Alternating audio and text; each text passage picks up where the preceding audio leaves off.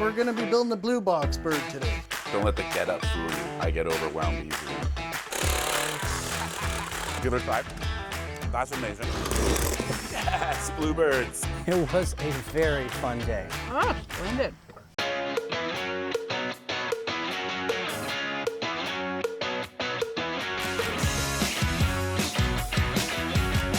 I'm Nick Benninger. Welcome to Farm to Fork. Farm to Fork is made possible with the generous support of Explore Waterloo Region. For a comprehensive guide on where to eat and what to see and do in the area, visit explorewaterloo.ca. Today, I'm in Wellesley, Ontario, visiting Appleflats, which may be the world's only crabapple farm. When the Smith brothers, Glenn and Alex, made jams and jellies as kids, they had no idea it would turn into a career. What we're trying to do is take a fun family tradition and turn it into a full-time business. But I quickly learned money wasn't the motivation behind the venture. We are one of one. So if I stop doing this, that's it. And if I don't do this, then it's not just this business that will disappear, it's an entire species that will disappear. Hey, Glenn, Nick. Hey, Nick, nice to meet you. Nice to meet you. Thanks for having me out here to Appleflats. What an absolutely beautiful spot. So, crabapples. How did you end up farming crabapples? And tell me it wasn't some sort of happy accident. It was actually 100% an accident, Nick. In 1991, my parents bought this property, started to build a house. To celebrate the completion of that home, they actually put this tree here. My parents just thought it was a regular apple tree, and it just happened to be mislabeled at a local nursery, and here we are, a heritage crabapple tree. And so we made crabapple jelly as a family through my entire childhood. We really never thought anything of it. We actually thought it was a totally normal thing to do. Years later, we actually made too much, went to a local cheese shop, and sold everything. And then all of a sudden, they called us 6 months later, hey, can we buy some more? My brother and I thought, yeah, of course, easiest 200 bucks we ever made. And that's actually when we discovered that crabapples are disappearing. So we figured there's a lot of problems in the world we are not qualified to solve. We can probably give this one a try. And so we decided to change from a hobby to a full-time business and bring crabapple products to dinner tables across the country.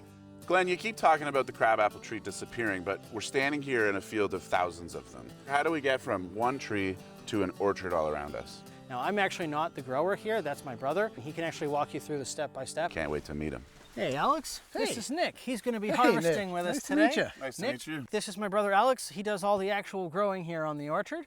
I'll let you guys talk a little about how we go from a perfect parent to a whole orchard. I'm going to go set up those tarps for harvesting later. Awesome. Thanks, Glenn. Nice to meet you, Alex. So yeah, tell me a little bit about crabapple farming and how you get from that wicked tree over here to what we've got all around us. There's sort of 3 different styles of growing that we're doing here. This is an umbrella style. Basically, each branch it does like the shape of an open umbrella, so the sunlight can penetrate down through. The bad side of that is if these start to sag, it allows insects to come up. You don't want fruit on the ground, ever. It's been 3 years to get to this stage, and it's yielding probably double what it has. Right on. So it's pretty neat to see what you're doing, making that much of an impact, and then also seeing the fact that it tastes so good when you're done. Right on. So this is the central leader style. The main difference with this is that we have one trunk and then we have scaffold branches that come out from there. We want to make sure we've got enough space for airflow. If you don't have enough airflow, then you have a tendency of having fruit that will just rot on the tree.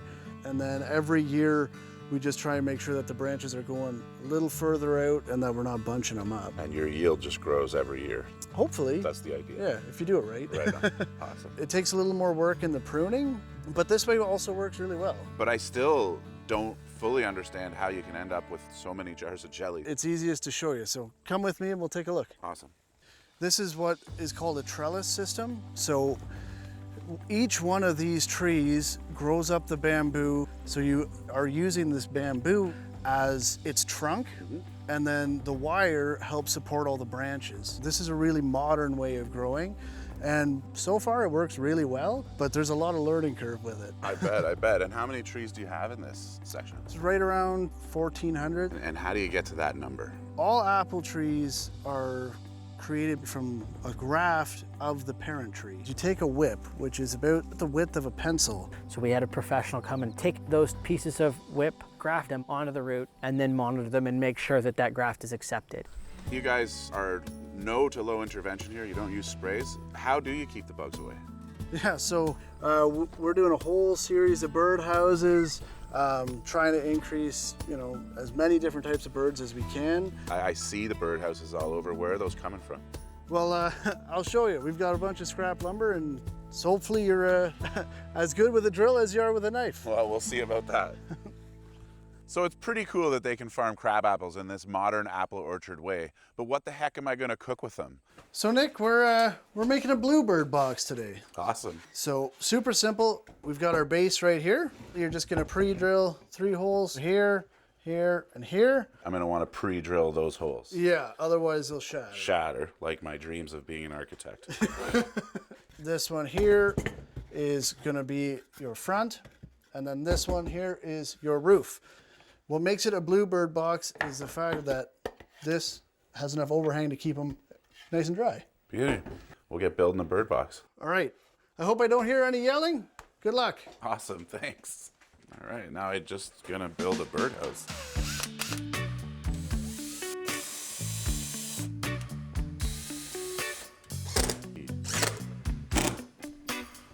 This is starting to look like a birdhouse.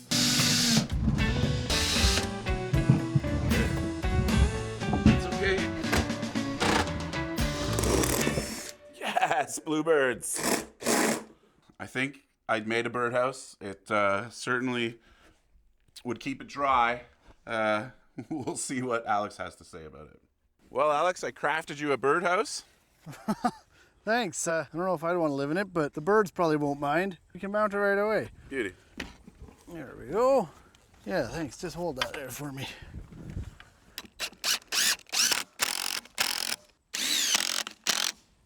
There we go. We're off to the races. We'll have happy birds in no time. Beauty. You know, you can barely see those extra screws from down here. Yeah.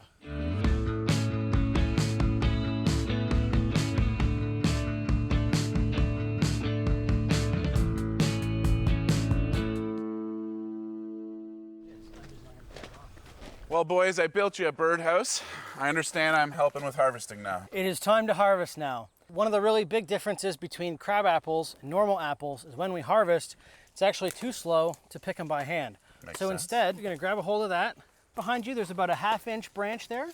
Put your hook right on there, and then just pull the trigger, and it'll drop all that fruit right onto the deck.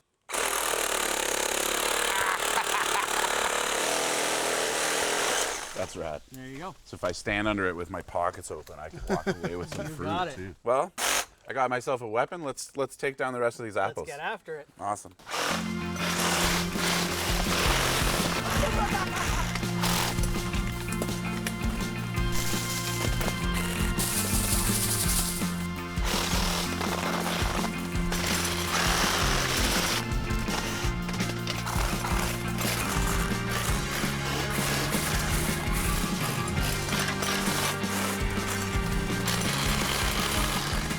Well, I've picked up a few extras. What's next for me? Well, now we gotta sort all of these crab apples. So head on down to the sorter. I'll bucket a few of these, and I'll meet you down there. Awesome. I'll shake a few loose as I go. We'll see you down there.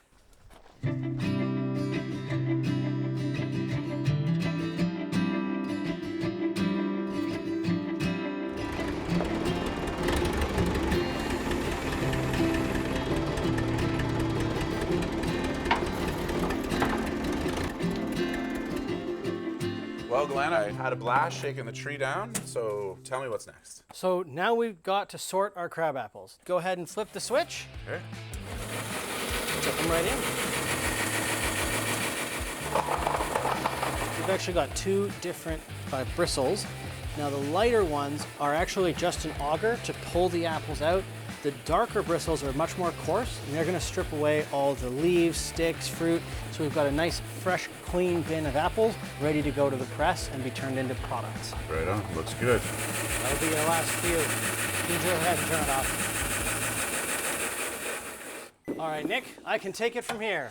Awesome. I got to get to cooking, so I will leave you with the rest of these apples. You got it. And we'll see you later over a plate of food. Looking forward to it. Awesome. Thanks and good luck. Thank you.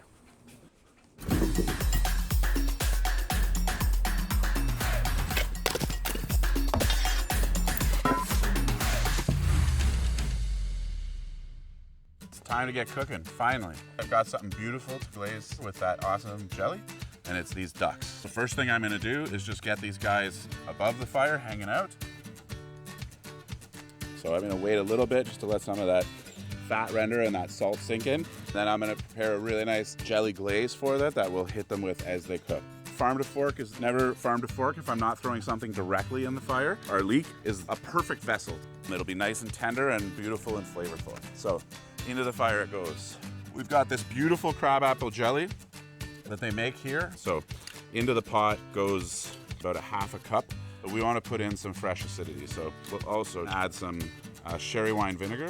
Once it comes up to a boil, we'll start glazing our ducks with it. We've got a visitor coming. He can smell we're cooking already, so I'm doing something right. Can I trust you? I don't think I can. This dish is gonna have 4 main components. Charred leek, glazed duck, a polenta, and we're gonna have some crisped kale. All right, our ducks have had about 15 minutes hanging out over the fire, so I'm just gonna glaze these. The next thing I wanna do is get my polenta going. I've started with the chicken stock, we're gonna have our cornmeal, and we'll finish it with a good amount of butter. So it's time to finish our duck off. We're just gonna put it flesh side down.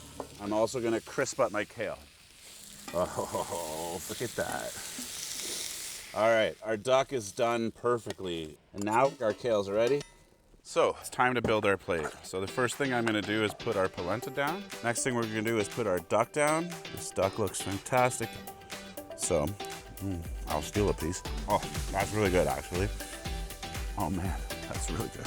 Finally, we have our creamed charred leeks. So we're gonna sit down to a plate of fire roasted duck with the charred leeks, the crisped kale, and the creamy polenta. And I'm excited to see their take on it. Bon appetit. Well, folks, I hope you're hungry. I know I am after a full day. Looks fabulous. Well done. We took your crabapple jelly, which is such an awesome product, and we glazed a couple of dry aged duck breasts over the open fire. I nibbled as I cooked, as I always do. Good to test. And I think we ended up somewhere pretty good. And then I think the final thing we have to do here is crack open a couple of cold ones. I think this awesome hard cider that you guys make is gonna work really well with this dish. Oh, what a gorgeous color. Well done. Yeah, it looks fantastic. Beautiful. It is. I'd say it worked.